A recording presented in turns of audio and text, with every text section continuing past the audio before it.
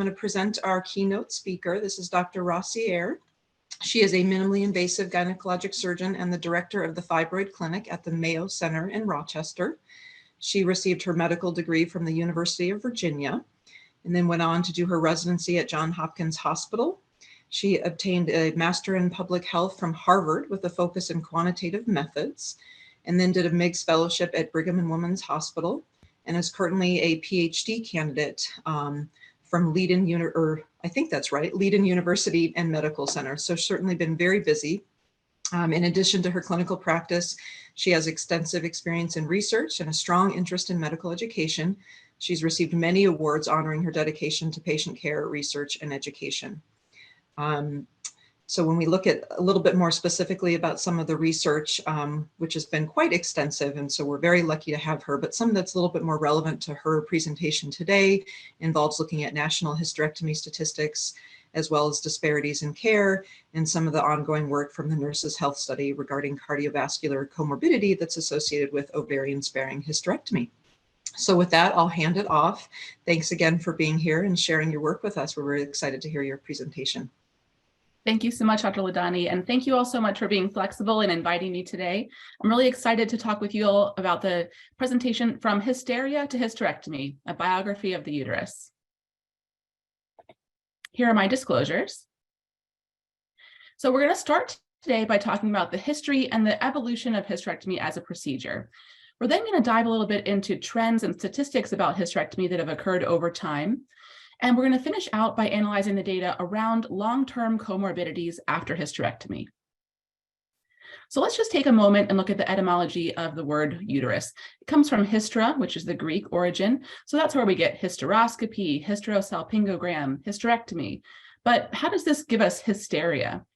So if you look at Merriam-Webster, hysteria is a psychoneurosis marked by emotional excitability, behavior exhibiting overwhelming or unmanageable fear or emotional excess. So how does that relate to the uterus? Well, if we look back to the Kahun papyrus, which is one of the earliest medical writings dating from almost 4,000 years ago in Egypt, this papyrus focuses on gynecologic conditions. This was the first time it was actually noted that they linked emotional lability with uterine origins. So the theory here was that the emotional concerns were linked to either starvation of the uterus or displacement of the uterus. And they had some really interesting treatments. They fumigated the womb with either oils or incense. Moving forward to our friend Hippocrates in the 5th century BCE in Greece, he was among the first to term hysteria as a medical condition. And the symptoms were anxiety, sense of suffocation, tremors, convulsions, or even paralysis in cases. And the thought was that it was because the uterus migrated outside of its normal position in the pelvis, and it also could produce poisonous and stagnant humors. So they had some really interesting treatments, and they did scent enticement, where they would place a nice smelling scent down by the pelvis and a noxious scent up in the mouth and nose region and try to encourage the uterus to kind of come back to its normal positioning. Also, they really advocated for adequate sexual life, marriage, and procreation. So what about more recently? In the 1880s, Jean-Marie Charcot, who was a French neurologist, he actually thought hysteria was from an internal injury, such as a psychological scar. One of his students was Sigmund Freud, who we've all heard of, and his theory was that hysteria was related to the Oedipal moment of recognition, as he phrased it, whereby the woman, when she realized that she does not have a penis, is unable to reconcile this loss. And the treatment that he proposed was marital union. So we like to think that when we look back on this, we think that's a little bit crazy, and we now have a clear separation of mental health and reproductive health. But I'd like to challenge us, do we really have that clear of a separation today? For example, we do know that history of sexual trauma or abuse is strongly associated with future development of pelvic pain. We know that adverse childhood experiences are linked to patients undergoing a premenopausal ovary removal surgery. And so we also see this in practice with either our patients or other providers seeing sometimes hysterectomy or oophorectomy surgery as a cure-all. So I think we still have a little bit of an overlap between our definitions of mental and reproductive health. So let's just take a step back and think, how did we get here? What is the kind of origin of hysterectomy as a procedure? We're going to start in the 1st century BCE. And at this time, Themison of Athens was the first to suggest that the uterus could be cut away without bringing death. And at this point, surgical removal of the uterus was mainly written about as a treatment for severe prolapse or emergency amputations. We travel forward in time quite a bit to the 16th and 17th century. And at this point, they were writing about the cervix or lower portion of the uterine body being removed, most commonly for things like cervix cancer, prolapse, uterine inversion. And actually, I love this story. One of the first vaginal hysterectomies was actually self-performed. This is a peasant woman in early 17th century England. She had prosodentia, and being troubled and discontented and wearied with this infliction, in hopes to cure herself, she went into the garden and, laying hold on it, meaning the uterus, drew it and cut it forth with part of the vagina. A great flux of blood followed with fainting. Now, this patient did survive after her wound was sutured by a midwife, but as we can imagine, she had a persistent vesicovaginal fistula. Moving into the 1800s, we have these two surgeons that helped advance the hysterectomy procedure further. Conrad Langenbeck was a German surgeon, and it's funny because they always clarify these first procedures as whether they were planned and whether they were successful or not. So he performed the first planned, successful vaginal hysterectomy. In this case, there was no anesthesia, no operative assistance. So whenever I think I'm having a bad day in the OR, I can think back to Dr. Langenbeck and think it could always be a little bit worse. I love this description of the operation.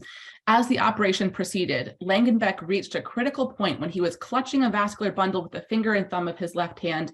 Having passed a ligature around the bleeding area, he held one end in his teeth while tying the other end down with his right hand. Urgently in need of assistance, he pleaded with his colleague, "Sir, could you just try and limp over here?" To which his immobile, gout-stricken assistant replied, "I cannot."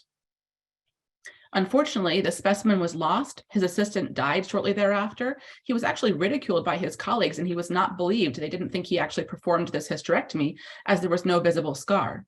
Only 26 years later was his report confirmed upon postmortem exam of the patient. So vaginal hysterectomy in the early to mid 1800s was similar to this. It was a pretty barbaric procedure, no anesthesia, often no preemptive clamping or ligation of uterine pedicles, and there really weren't any antiseptic principles until later in the century. So as you can see, operative mortality was upwards of 80%. Let's look at Charles Clay. He was a British surgeon, and he specialized in ovariotomy, which was the most common procedure at that time for gynecologic concerns. And this is a historical term referencing removal of an ovarian tumor. It could potentially be like an ovarian cystectomy or even an oophorectomy. In 1843, he performed the first abdominal hysterectomy, and that was subtotal, meaning the uterus the cervix was preserved. He had planned an ovariotomy, but the patient coughed, and the fibroid uterus came out through the incision and could not be replaced. This first patient died of hemorrhage in the postoperative period. His second patient, which was also an unplanned hysterectomy for a 9-kilogram fibroid uterus, died when she was dropped from her bed at 2 weeks post-op. So abdominal hysterectomy in the mid-1800s was similar to this. Walter Burnham of Lowell, Mass. Performed the first successful abdominal hysterectomy, again subtotal, under chloroform anesthesia with post-op pain meds of brandy and opium. And his quote was, "Although this case terminated favorably, I would not be easily induced to make another attempt to remove the uterus under almost any condition." This was in 1853. So operative mortality for abdominal hysterectomy was about 70%, and very few cases were done in this time. Developments during the latter half of the century, really great advances in anesthesia, Lister with his antiseptic principles, surgical instrumentation. In 1878, German surgeon Wilhelm Freund described the technique for a total abdominal hysterectomy, removing the cervix as well. And then in 1898, Wertheim performed the first radical abdominal hysterectomy. So by the turn of the century, mortality rates have come down, still pretty shocking from our current standards, but between 5 and 20% operative mortality. Looking into the last century, by the 1920s, we had more like a 2 to 3% mortality rate, and this was because of advances in antibiotic use, blood transfusions, and anesthesia. And virtually all abdominal hysterectomies at this point retained the cervix. So I think it's interesting to kind of look at this over time, and the kind of the big picture view is the pendulum has swung from mainly supracervical or subtotal hysterectomy to total, back to supracervical, and we're kind of in this total range again today. So by the 1900s, we shifted over to removing the cervix more. The 1929 surgery by Richardson was the first total abdominal hysterectomy in the US. We see decreased concern about ascending vaginal infection as one of the drivers, and also concern about incidence of cervical stump cancer if you left the cervix in situ. Then we see the advent of laparoscopy. So laparoscopy was first developed in the 40s, initially just for adnexal diagnostics. And as you can see in this image here, it was really, sort of eye on the telescope type of procedure, very different from what we think of today. 1988, Harry Rich performed the first total laparoscopic hysterectomy, completely laparoscopically. In 93, Kurt Sem in Germany performed the first laparoscopic supracervical hysterectomy.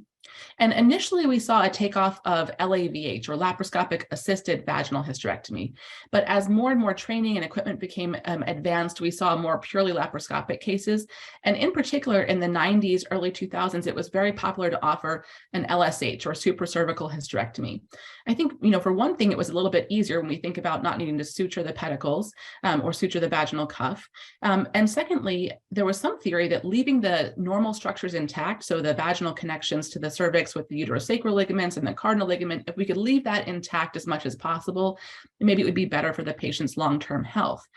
Some large studies were done that actually did not demonstrate a difference in terms of sexual function, quality of life, long-term bladder or bowel support.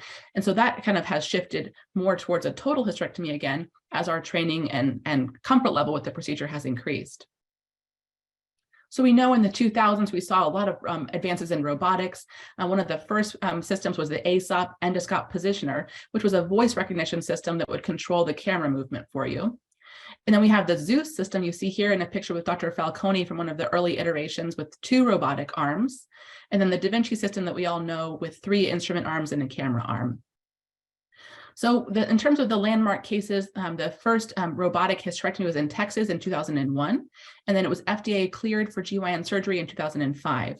It became very popular. And then in the last decade, there's been some heightened concerns, especially you've seen them in the lay media. So some of your patients may come in saying, what about this robotic procedure? There were some highlights of the risk benefits of robotic surgery and also concerns about cost containment. So thinking about all this, what's next? This is how we got here, but what's coming next for hysterectomy?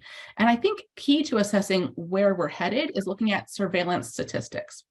So when we think about measuring hysterectomy, just to play devil's advocate here, why do we really care? Why would we want to measure these things? And I'll give you a couple of good examples.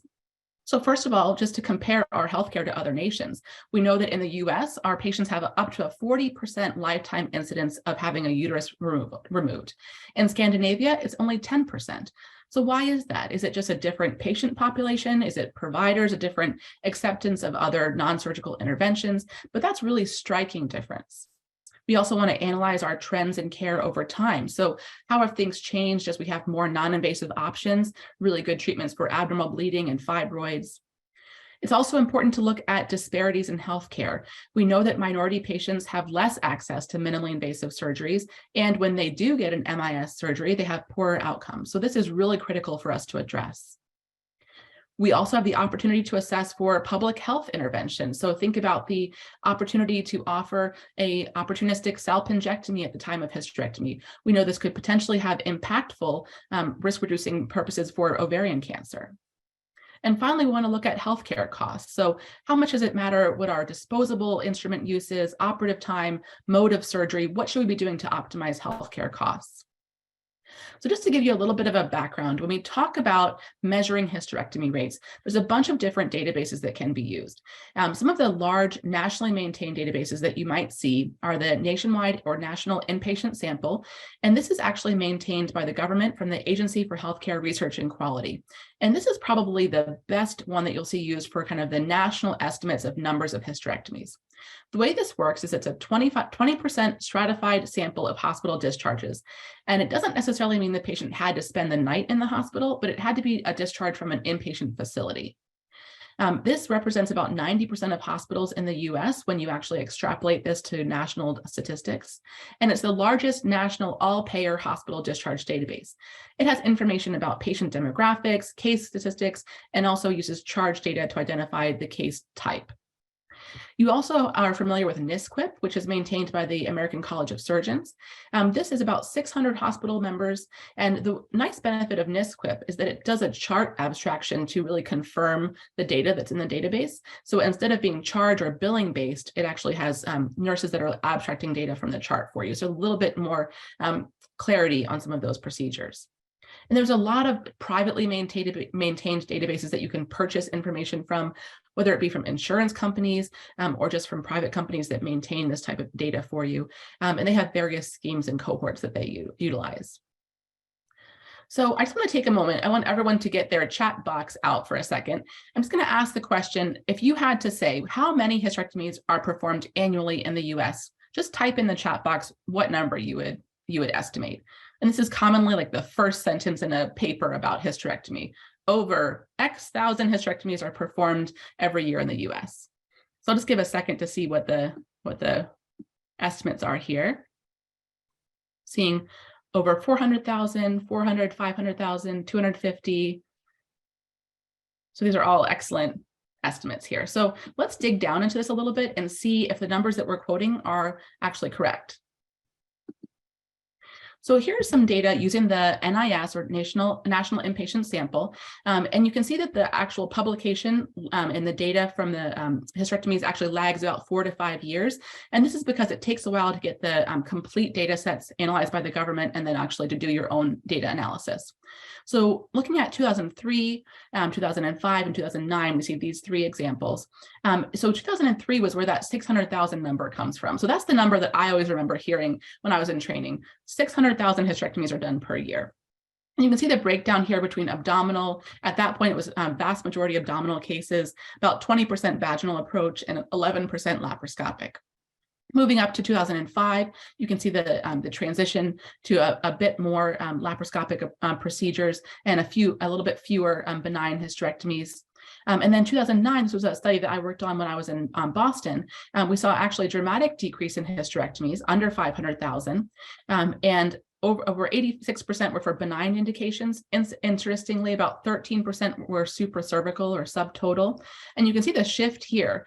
So we still have a majority being abdominal approach, about 56%. But look at what's happened to the laparoscopic bar, and this purple is robotic. But what's interesting here is the vaginal band is really staying pretty stable around 20%. So just to dig into this a little bit, this is outdated, but I just want to mention this because I think it's good to look at the methodology that is utilized for these types of studies. So using the 2009 NIS data, we looked at all hysterectomies, and you can look at the codes that are billed for and the diagnosis codes to really identify what's happening. And then the tricky part with using robotic surgery is that there's really no specific robot hysterectomy code. You have to use a robotic modifier code. So there's a high potential for losing some of those robotic cases and having them be mislabeled as laparoscopic. And then after you have your raw data analyzed, you can apply survey weighting procedures, and then you can extrapolate that raw data up to national estimates. So looking at just some of the information that we found, factors that were associated with decreased odds of having a minimally invasive surgery, and we called minimally invasive vaginal, laparoscopic, or robot assisted. This included minority race, lower income, Medicaid or self-pay patients, and higher severity of illness class. When we look at factors associated with having an MIS hysterectomy, it was mainly associated with the income and West Coast location. And I think that this regionality is really interesting. I have found this myself, just moving from the Northeast to the Midwest in my career. So things that we found, abdominal hysterectomy was most common in the South, least common in the West.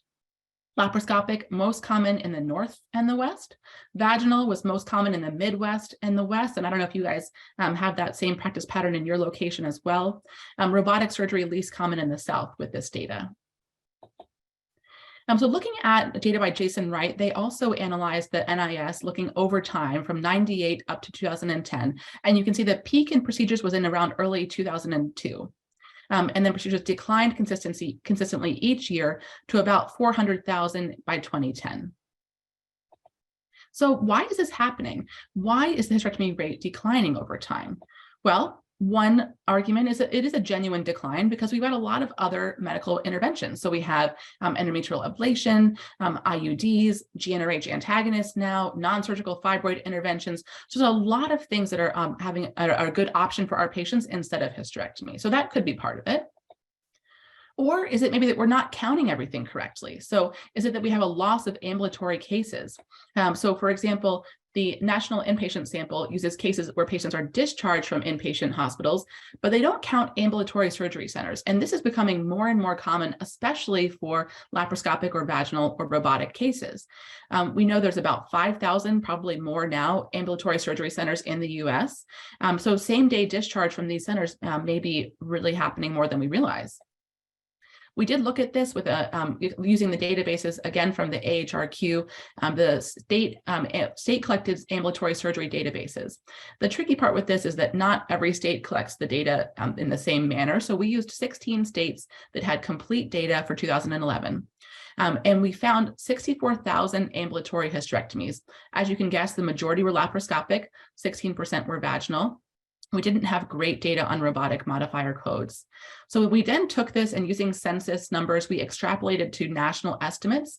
And we found, depending on if we were more conservative or more liberal in our estimates, an extra 100 to 200,000 outpatient hysterectomies happening per year. So if we take our 400,000 number and add that extra 1 to 200, maybe our hysterectomy rate actually isn't going down as much as we thought. We just might not be counting them the same way. So we think, what's happening? Hysterectomy volume, is it going down? That's a question. It may be more stable than we realize, but there are some challenges with accurate reporting for this. And I just want to point out for the trainees that are on the call, whenever you hear someone say there's limitations or challenges, this is a great opportunity to kind of perk your ears up. This is a need for updated study on this. So let's think about what else is happening. We know there's been a big shift towards minimally invasive approaches, but not really for vaginal hysterectomy. Over the years, vaginal hysterectomy is still about 20% utilization, despite being cheaper with similar outcomes to the other MIS approaches. So what are we doing as a specialty about this? Are we allowing this decline sort of passively? How can we increase this with opportunities for education and patient awareness as well? Also, I think it's really important to note the marked disparities in utilization of hysterectomy and approach. And we do know that even when minority patients get a particular hysterectomy, like a laparoscopic approach, their outcomes are worse. And I think this is really striking when we think about a universally insured population. So we did replicate a study in the TRICARE database, which is the military insurance. And this is either military members or their families that are covered under this. So ideally, this should take out the access to care question, because everyone in this database is completely covered with the same insurance. And we know that racial disparities still remained. We looked at who was getting laparoscopic hysterectomies and who is not. So this is a huge issue, and this requires action, but we need to know how can we go about this. Shifting a little bit more to current events, we think about the 2014 morcellation debate that came up in the lay literature and then has shifted our practice trends. So we can see from these charts, this is from Jason Wright's group as well, a significant uptick in abdominal approach to surgery and also a shift away from subtotal hysterectomy as well.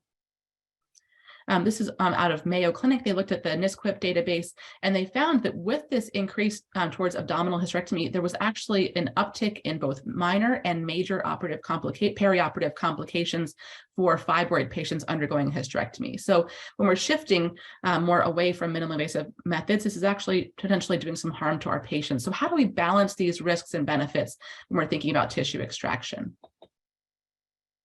This is a relatively recent paper looking at NSQIP from 2007 to 2017. And we can see this dip here in laparoscopic approach around 2014-15, and then it recovers. So there's been overall over a 200% increase in laparoscopy approach to hysterectomy over the past 10 years. And it seems like patients are getting older with higher BMI and more comorbidities over time, according to this study. And then what about our more very recent history with COVID? So this study looked at the NIS and also a newly formed National Ambulatory Surgical Sample. So they were accounting for outpatient hysterectomies here a little bit better. And you can see that huge drop off in the March, April, May timeframe of 2020. And interestingly, the greatest decrease was noted for vaginal hysterectomies. So something is happening with vaginal hysterectomies here that we really need to pay attention to. So taking all this into consideration, what should we do? Should we maybe kind of reframe our approach to treatment? And do we need to be thinking about other options besides just extirpative surgery? And I like to call this the question of to hyst or not to hyst. So we know there's somewhere between 400 to 600,000 hysterectomies, up for debate on the exact number, annually in the US. We know it's overall, thankfully, very well tolerated, especially when you have a minimally invasive approach. And it's a really great treatment for a number of benign conditions. I sometimes think we're really lucky in gynecology that we have such a treatment that is going to cure a lot of people. So I think, just to play devil's advocate, there are some cases where hysterectomy really is the best option. This is a case that we came across our desk about 6 months ago. Very interesting. A 40-year-old patient. She actually presented with cardiac arrest, did not know that she had any uterine problems. And she had a massive PE, and it was thought to be due to her large uterus. You can see she has a 28-week size adenomyotic uterus. This is not fibroids. This is all adenomyosis. The uterus was compressing the iliac veins due to its size. So we thought about, okay, after obviously stabilizing this patient from a cardiovascular standpoint, after she was discharged from the ICU, how do we manage this? Some things that we thought about, well, do we want to, maybe give her Lupron, see if we can shrink the uterus down a little bit? Maybe we could approach this through a MIS approach. We thought, well, maybe we could embolize this patient if she's not in a great surgical candidacy state. Talking with my interventional radiology colleagues, the concern was the sheer amount of muscle volume that would be embolized. There was a concern for tissue necrosis effect, kind of similar to a septic syndrome. And then what we ended up proceeding with our GYN oncology colleagues was an IVC filter placement and open hysterectomy. So sometimes there is just no substitute for a good old-fashioned hysterectomy. But let's kind of go back to the chat box here. I want to hear from you guys again. What if this patient were you or your loved one? And I kind of made this scenario a little bit vague on purpose, just to leave it open for interpretation. Let's say that you're a 44-year-old patient. You're not interested in fertility, so that's not a concern. And you've trialed at least 2 conservative treatments. Could be anything. Think birth control pill. Could be something else. At least one of those treatments was a Mirena, because I love the Mirena. And you still have bothersome heavy menses, dysmenorrhea. So just say yes or no in the chat. Would this be a point when you would say, I want a hysterectomy? I'd like to hear what people think about this scenario. And I think, I don't know about, I'm sure it's pretty similar in your clinic. I'm seeing a lot of patients who are, in my opinion, very young, like late 20s, early 30s, who are coming in wanting a hysterectomy. Sometimes they have tried other treatments, sometimes not. Oftentimes they're morbidly obese and they've got a lot of other health issues. And so something that we think about a lot is, who should really be having a hysterectomy? And is it the kind of thing where the patient can just request it and you do what they want? Or how much do you have some responsibility to help counsel them about their decisions too? So looking in the chat box, I'm seeing a lot of yeses, a few people that are reluctant, and a couple no's as well. And I sometimes think I have like an identity crisis because I'm a surgeon. My number one procedure is probably laparoscopic hysterectomy, but I'm sometimes talking people out of it. And I'm like, I don't know if I'm trying to talk myself out of business here or something. So let's look into this a little bit more. Thinking about why not? Why should we not do a hysterectomy here? The kind of traditional thinking that I was taught is the uterus is a reproductive organ. So if you're done with childbearing, why do you need it? It's just going to sit there and potentially cause cancer down the road. So why not do a hysterectomy? But there have been some associations from actually really high-level evidence demonstrated between hysterectomy, even when you keep your ovaries, and development of cardiovascular disease, metabolic disorders, depression, pelvic floor dysfunction, earlier menopause, and osteoporosis. And I think it's really something that is kind of under-recognized both by patients and by providers. So a couple of caveats to this. Just because it's associated, we know from epidemiology, this does not mean it caused it. So the hysterectomy did not necessarily cause cardiovascular disease. Maybe there's something different about the patients that are undergoing surgery compared to those that are not. For example, we know that fibroids have an association with hypertension. Is there something about patients that are prone to needing a hysterectomy that makes them differentially at risk for these conditions? So that's one possibility. And also, a lot of the studies may have some limitations that limit its interpretation for us. So short follow-up time, more of a homogeneous population. Like there's a lot of these studies have been done in Asian populations, not replicated in our more US type populations. Variable degrees of accounting for confounding factors that may affect this, like family history and lifestyle factors.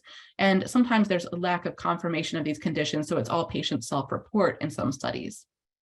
So I wanted to just kind of highlight a study that I think is really great in terms of how they tried to address this. From some of my colleagues at Mayo Clinic, they looked at the Rochester Epidemiology Project database. That has about 2,000 women, and they underwent benign ovary-sparing hysterectomy. They then age matched these women within 1 year to a referent woman who with about 20 years of median follow-up. And they found increased de novo risk of hyperlipidemia, hypertension, obesity, arrhythmias, and coronary artery disease. And especially when they looked at the division of hysterectomy under the age of 35 compared to over 35, they found a 4.6-fold increased risk of congestive heart failure and 2.5-fold increased risk of coronary artery disease. And just to think about this for a second, there's no magic number about 35, 34, 36. This was just an inflection point in the data that they looked at. So all we can really say for certainty from this data is that under 35 has a significantly higher risk. But the tricky part for us is we don't know what 37-year-olds, 39-year-olds, 44-year-olds are looking like in terms of their individual risk. So very useful to counsel patients, but a little bit hard for kind of more individualized decision-making. And we're trying to address this with an ongoing study using the Nurses' Health Study cohort. So the Nurses' Health Study, with its origins in Harvard, started in 1976. And they mailed out these surveys to nurses who were part of their state nursing group, and they used 16 of the most populous states. And they followed these patients over time. They have got a lot of great information about them with their medical history, their lifestyle, diet, exercise, hormone therapy, all these types of things. There's a second cohort that we're using as well, NHS2, that started in 1989 with the goal of having a little bit of a younger patient population, patients who are more exposed to things like birth control pills, et cetera. So the advantages of this study is that we're going to have a large cohort, over 200,000 subjects in this. And our goal is to compare hysterectomy alone with keeping your ovaries compared to no surgery, compared to hysterectomy and removal of both ovaries. It's a little bit too murky to include a unilateral oophorectomy, so we're just going to go with hysterectomy alone, no surgery, or HIST-BSO. And our goal is to get more granular detail on exactly the age-specific estimates, controlling for other factors. So the nice thing about the NHS is there's a lot of detail there about kind of contributing confounding factors that would affect cardiovascular disease. And also the NHS folks have confirmed the cardiovascular outcome. So it's not just patient reported, it's actually validated. One of the downsides of this study type is that it's not a particularly diverse cohort. So from a socioeconomic status, these are all educated nurses. So maybe it's not going to be quite as sort of applicable to the general population, depending on the patient subjects that are selected. So that's more to come. And thinking about why is this? Does this even make sense that the hysterectomy alone could affect these type of factors? So like we mentioned, is there some baseline difference in these populations or people that are prone to pursuing surgery compared to those that are not? And some people have proposed that maybe there's an as yet unknown endocrine function of the uterus. Is there something that we're missing that the uterus is doing for us? And I put a little star by this one because this is sort of my theory on it, is that the hysterectomy affects ovarian reserve in a more subtle way that can be additive over time. So when you think about it, when you do a hysterectomy, you're going to sever the connection between the uterus and the ovary with that collateral blood flow. Obviously, the ovary still has its own supply through the gonadals, so it's going to still be alive and functional. But we do know that could make a difference to kind of take that blood supply connection away. And we see this in practice. There's some patients that I call it sort of a mini ovary shock after hysterectomy. Even if they retain their ovaries, sometimes they'll have transient menopausal symptoms for a few months. So there's something that's happening there. And my theory on this is if you're close to menopause, let's say 48 years old when you have a hysterectomy, maybe it's going to be negligible in terms of the effect on your ovarian function. So it may not even be clinically noticeable how much this is affecting you. But let's say you're 28 when you have your hysterectomy, and let's just say that it's a 0.25 percentage point decrease in ovarian function over time. Well, if you multiply that over 20 years, that's going to be a more impactful effect. So that's sort of my theory on how I can make sense of this, but really this is still a bit of a question mark as what's really happening here. So we got a lot of unanswered questions. At what age do hysterectomy risks begin to accumulate? How much do their other factors like family history, lifestyle, and other medical conditions affect this risk? So who should really be getting a hysterectomy? So I don't want to leave us feeling kind of depressed, like nobody should be doing surgery. What are we going to offer our patients if we're thinking about alternatives to hysterectomy? And I think there's a lot of really great options. So this is why it's kind of compelling to me to have these discussions with patients. We think about treatment options. The number 1 and 2 indication for hysterectomy are abnormal bleeding and fibroids. And we've got a lot of options in these categories. So I'm just going to take a moment to highlight some of the newer options, especially for the trainees in the audience, just to make sure that you've heard of all these kind of really nice things that are available. And taking a moment just to think about things in a patient-centered outcome standpoint. So what are the patient's goals? And, sometimes what I think they need is not necessarily what they want. So the patient may say, listen, all I really want is to sleep through the night without getting up to go to the bathroom. Or, if I could just make my periods better, I would be happy. So, I think the symptomatic goal setting is really important. Thinking about, are they interested in keeping their options open for future pregnancy? Even if the patient's in their early 40s and they don't have a partner, or it's not particularly realistic that they're going to look into assisted reproduction, they may still want to retain their uterus, and that's perfectly fine just to keep the options open. What about other reasons? Culturally, there are some beliefs that the uterus is strongly tied to sexuality or femininity. So that can be something that could be important to the patient, talking about these long-term health outcomes we've been discussing. And then thinking about the patient globally. What about other GYN pathology that might affect your decision-making? Do they have endometriosis? Do they have adenomyosis? What else is going on here? And then if we're thinking about fibroid disease, really, it's all about real estate. The size, number, and location of the fibroids are important to consider. So just to highlight some of the medication options, and I put in blue the ones that I think are really awesome and I think sometimes a little bit underutilized.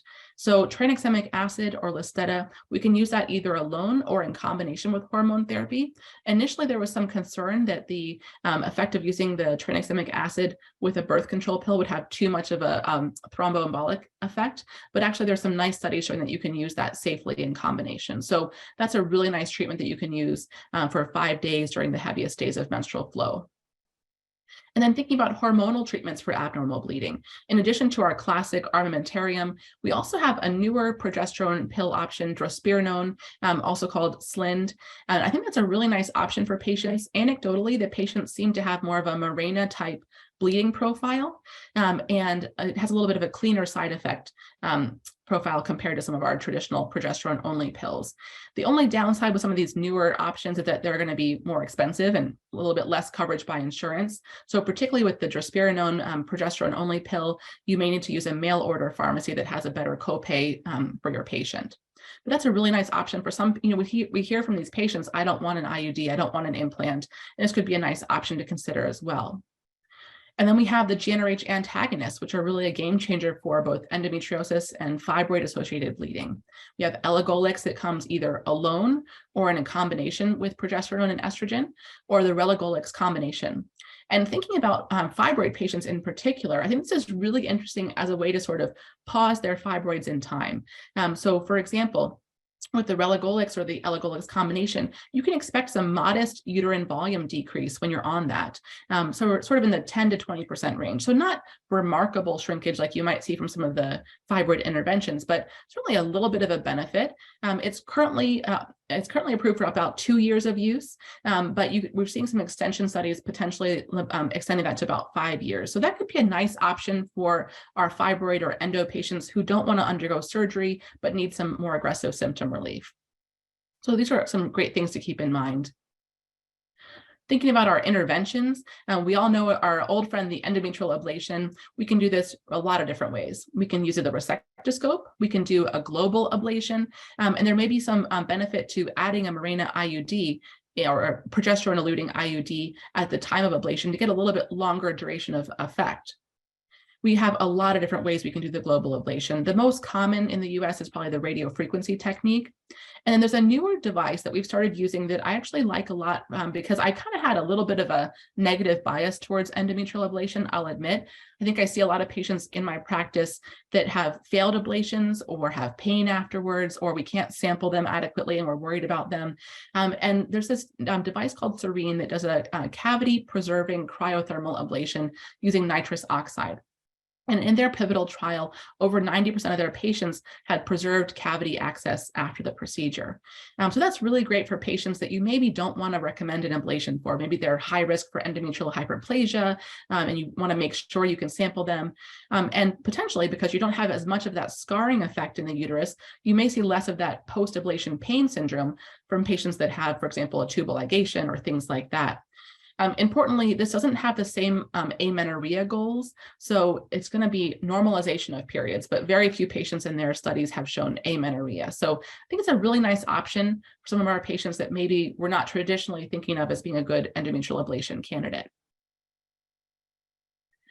And then this is sort of my main bread and butter of what I love to do, fibroid interventions. And this could be a whole talk in and of itself. So I'm just going to focus a little bit on some of the kind of pros and cons and the differences between our fibroid interventions. We know uterine artery embolization has been around for the longest time, been since about the 70s. And I think this is a really great procedure because it can treat a large variety of fibroids. Probably almost anybody is a good candidate for an embolization. But we do know that they get best results with the fibroids under 10 centimeters. In general, patients can expect about a 1-week recovery. At Mayo, they're staying 1 night in the hospital for pain control. And they're quoting about 30 to 50% volume decrease of the fibroid. The one thing that I think it's important to counsel patients on is that this is not an instantaneous effect like surgery would be. So the bleeding improvement usually happens about 2 to 3 months in. The shrinkage is about 6 months in. So we're going to see kind of a gradual improvement with these patients. And then focused ultrasound, also called MRI guided ultrasound or similar HIFU type procedures that you might see in the literature. This is something we see a lot of patients coming to us asking about. Patients are really interested in this because it is the absolute least invasive thing you can do.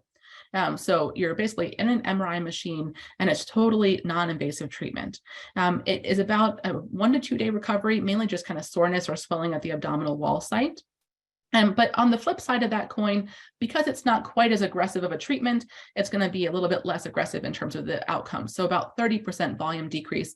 And this seems to have a higher reintervention rate compared to the other fibroid treatments. And then we have the newer options, the radiofrequency ablations. Laparoscopic approach has been approved for about 10 years, transcervical approach about 5 years. And we think these are in general probably better for more like medium-sized fibroids, but there is some variety in what you can treat based on your experience and comfort level. With laparoscopy, the main downside is that you have to undergo an abdominal surgery and you require anesthesia. So it's about a 1 to 2 week recovery. Still a lot quicker recovery than a laparoscopic myomectomy. With the transcervical approach, more like hysteroscopy, so a few days recovery. And both of these have somewhere between 50 to 70% volume decrease. And I think a little bit more impressive in the initial literature for the transcervical approach in terms of shrinkage, but still a very impressive effect from these treatments. And one thing I just wanted to point out with any of these fibroid interventions, I think it's a little bit of a misconception by patients sometimes that they think if you want to keep your options open for pregnancy, you can't have any of these treatments. And I think it's something that requires a lot of counseling and education because clearly the gold standard for fertility preserving fibroid treatment is a myomectomy. But it is not true that you are an absolute, bad candidate if you wanted to keep your pregnancy options open. Especially with embolization, we have a lot of long-term data supporting good outcomes for future pregnancies. There's also some good data for focused ultrasound. There's not as much after RFA procedures just because we haven't been doing them as long, but there's under 100 cases reported in the literature and overall very positive pregnancy outcomes. So we need to counsel them about the potential risks. Particularly for embolization, we're concerned about, is there going to be some effect of ovarian reserve from non-target embolization or some effect on placentation or blood flow to the uterus or resulting in some growth restriction. So there's some concerns we need to talk about, could be considered a more high-risk pregnancy, but I think it's something to say for patients that it is an option if they want. And particularly in Europe, a lot of times they're doing the RFA procedures in young 20-something patients as a way to sort of treat the fibroid before it becomes a problem. So something to keep our eyes on for sure. Just a little bit more detail about focused ultrasound surgery. You can see this image here about the setup. It can require quite a long treatment if you have large or numerous fibroids. So it can sometimes be a 2-day treatment process if you need. Very low complications, like we mentioned, mainly just inflammation or edema. Interestingly, it's hard for them to treat through abdominal wall scar. So if they've had numerous fan and steel incisions, it could be a little bit more limiting. The ideal patient, if you're looking at MRIs, would be a single T2 dark fibroid, but they really can do a lot. They can do anything up to the uterus at the fundus at the umbilicus. So they really have a lot of tricks up their sleeve to treat a variety of fibroids. One of the downsides to this one is just a little more difficult for insurance coverage for the patients. And then looking at the transcervical RFA, what you can see here, the introducer goes through the cervix, and then you have this intrauterine ultrasound, which is a really interesting way to get used to ultrasounding the uterus. You then deploy your trocar with the RF energy, and it heats up the tissue, causing a coagulative necrosis.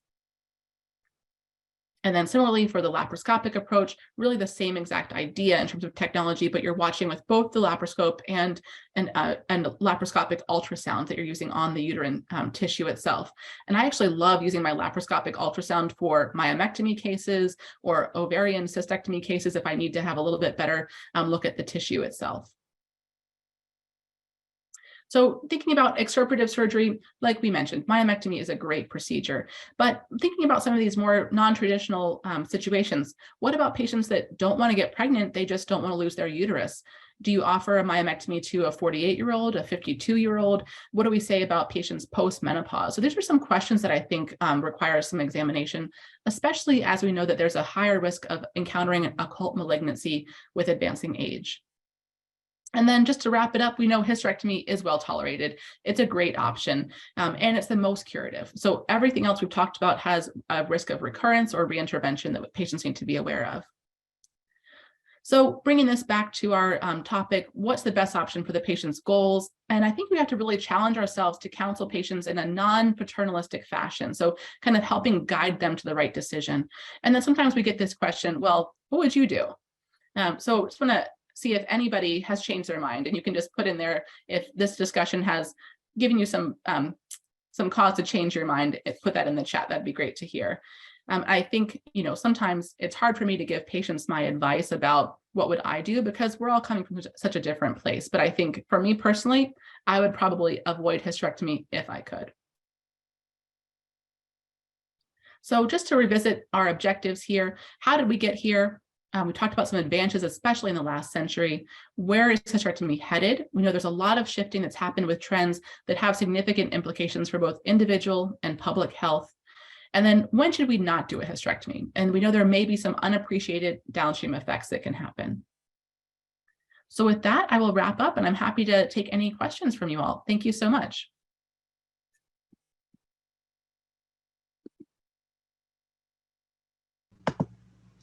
So we can move into questions. I can read through the chat, but if anybody wants to unmute and ask questions, feel free to do that as well. Sarah, I'll just start off and say thank you so much. It was a really interesting talk and covered lots of topics, and you've really obviously got a great thing going with your Fibroid Center at Mayo. So in terms of the ones that involve the radiology teams, you know, are they doing all the UAEs and doing and do they do the RFAs with you, or are the sauna ones done by them? Like, I'm just sort of interested in like how your center is set up and how you engage your interventional radiologists, because all of these techniques are used in a variety of different settings, and of course the fibroid is a perfect target for technologies. I think one of the best things that we started doing is we have a multidisciplinary conference where we invite our interventional radiologists. We actually have a group of diagnostic radiologists that do the focused ultrasound treatment. And then we have just some reading radiologists that help us with interpreting the studies. And we have our GYN folks. So we have this every couple of weeks, and we have a big group. We review cases together. So we try to think about, you know, are we worried about anything suspicious? Does it look like anything that we need to be kind of more aggressive with surgery, or can we treat this, or how much would it shrink? And things like, you know, how could we approach this stuff? So we try to have a big group conversation about these tough cases. And then if the patient's interested in one of the radiology options, I'll refer them to either my IR colleague or the focused ultrasound group, which is kind of two separate groups. And the GYN folks actually kind of run the captain of the ship in terms of kind of making sure that patients has had all their screening done, biopsies, pap smears, all that sort of thing. And then for RFA, we just do that ourselves in GYN, and we do them in the OR. I know some people are doing the transcervical approach in the clinic, but we just do them in the OR at this time. Oh, that's fabulous. I have one more question, which to me dichotomizes women and people who have uteruses, you know, like they want to get pregnant, they don't want to get pregnant. So in your want to get pregnant patients, do they get all diverted to your REI colleagues, or or do you have an REI colleague that's part of your panel? You know, and the world isn't that simple. It's not I want to get pregnant or I don't want to get pregnant. It's a, well, if I get pregnant, it's okay, or I don't really want to, but I'm not really sure. You know, I'm just wondering how you handle that first piece of that dichotomy, because we have fibroid experts in our REI section as well. Exactly. And we have several folks in our REI group that love treating fibroids, but they are in general more interested in patients in their like 30s up to early 40s. So they don't really want to be seeing some of the later 40s patients. So really what we see, if patients are actively trying to conceive, we'll try to divert them to our REI colleagues, because they might do the surgery a little bit differently than I would, in terms of maybe they want to assess the tubes or they want to do a hysteroscopy at the same time. They may just think about things a little bit differently, kind of preemptively thinking about, are they going to need IVF, et cetera. And then in general, if patients just want to keep their options open or they want to get pregnant in the future, we'll have any of our surgeons see them. That's fabulous. Thank you so much. This was a wonderful talk. Thank you.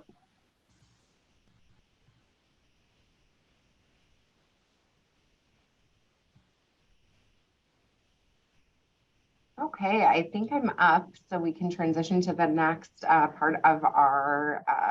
We do have a couple of good questions in the chat if we have time, Janelle. Oh, it looks like we do. So absolutely. Sure. Let me just move through here for a sec. Okay, so talking about experience with high dose oral progestins. So I think I do use agestin and Provera quite a lot. And I think oftentimes you can go up a little bit higher than just the entry level doses. So I'll put people on up to 15 milligrams of agestin, or sometimes I'll do really high dose of Provera, kind of preparing them for hysteroscopy, just kind of really thin out the lining. But I find that my patients tend to have more side effects with those, so that can limit some of the long-term use. I really love Slynd, but it is hard. There's one pharmacy we found in Illinois. It's called CarePoint Pharmacy. It's in Schaumburg, Illinois, if you like Google it. And they actually usually have very good co-pays for patients, even if they're not covered on insurance. So sometimes we'll try sending it to some of these like specialty pharmacies to see if they can get it for cheaper. And then another comment here, Dr. Bhagavath has a research study using relugolix in a phase 3 trial for endometriosis and fibroids. Yep, I think that's really interesting, talking about currently the GnRH antagonists don't have an indication as contraception, but most of us think they probably work very well for contraception as well. So that's a really interesting comment about a study that's ongoing regarding seeing about the contraceptive effects of this relugolix treatment.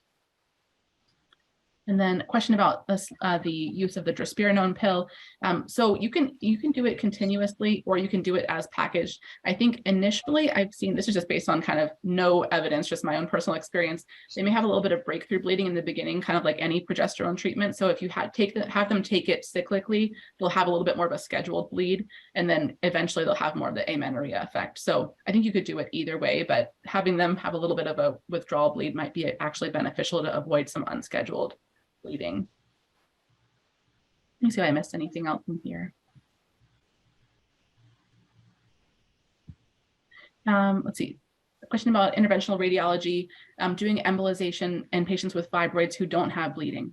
I think it is a case-by-case basis. So the shrinkage results that our group counsels patients on is actually not quite as impressive as some of the literature. And I think they just try to be really honest with patients of like, listen, you're not going to get remarkable volume reduction with these huge fibroids.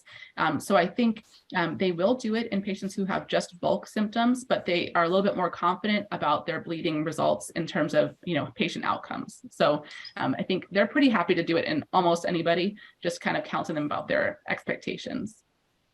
All right, let me know if I missed any questions in there. Thank you all so much.